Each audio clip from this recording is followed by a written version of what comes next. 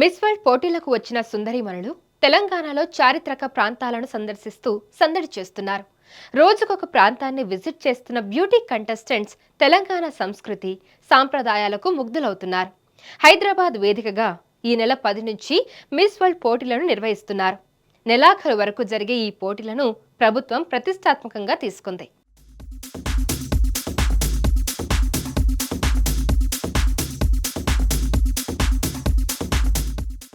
తెలంగాణలో జరుగుతున్న miss world 2025 పోటీల సందర్భంగా ప్రభుత్వం రాష్ట్ర సాంస్కృతిక వారసత్వ సంపదలను ప్రపంచానికి పరిచయం చేసేలా కార్యక్రమాలను రూపొందించింది. మిస్ వరల్డ్ కంటెస్టెంట్స్ తొలి రోజు నాగార్జున సాగర్ని సందర్శించారు. Bangladesh, Cambodia, Myanmar, Vietnam, Australia, New Zealand, Indonesia, Japan, Kazakhstan, Kyrgyzstan, Lebanon, Mongolia, Nepal, Indonesia, Philippines, Singapore, Sri Lanka, Turkey, China, Thailand, Armenia దేశాల కంటెస్టెంట్లు సాగర్, బుద్ధావనం సందర్శించారు. బుద్ధావనంలో అందగత్తెల ఫోటోషూట్ నిర్వహించారు. బౌద్ధ థీమ్ పార్క్ లో స్తూపంలో బుద్ధుని విగ్రహాల చెంత జరిగిన ధ్యానం, ఆధ్యాత్మిక కార్యక్రమాల్లో పాల్గొన్నారు. మర్నాడు చార్మినార్ వద్ద అందాల భామలు సందడి చేశారు. 109 మంది మిస్ వరల్డ్ కంటెస్టెంట్స్ చార్మినార్ ను సందర్శించారు. 5 శతాబ్దాలుగా నగరంలో టీవీగా ఉన్న కట్టడాన్ని చూసి ఫిదా అయ్యారు. స్థానిక అరబ్బీ, మార్ఫా వాయిద్యాల మధ్య కంటెస్టెంట్స్ స్టెప్పులు వేశారు. అందాల భామల రాకతో చార్మినార్ పరిసరాల ప్రాంతాలు సరికొత్త శోభను సంతరించుకున్నాయి.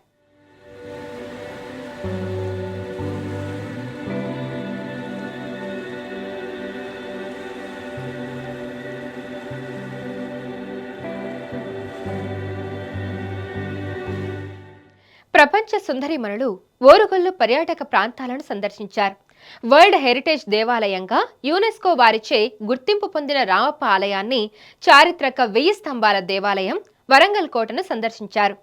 తెలుగుతనం ఉట్టిపడేలా పట్టుచీర, పట్టు పరికినీలు కట్టుకొని తిలకం దిద్దుకొని అచ్చం తెలంగాణ అమ్మాయిలలాగా ఆలయాన్ని ప్రపంచ సుందరీమణులు సందర్శించారు.